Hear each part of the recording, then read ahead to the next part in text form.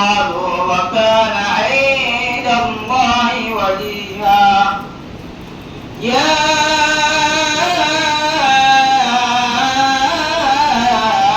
أيها الذين آمنوا اتقوا الله وقولوا قولا سديدا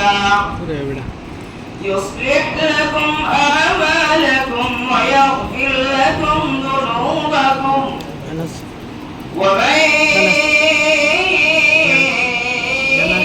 يطع الله ورسوله فقد فاز فوزا عظيما إنا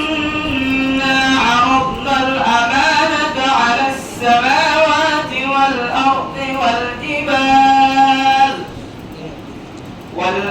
والجبال فأبين أن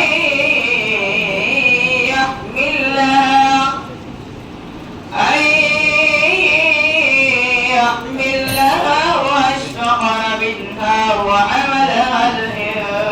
الإنسان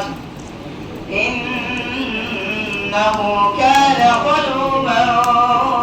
جهولا صدق الله العظيم.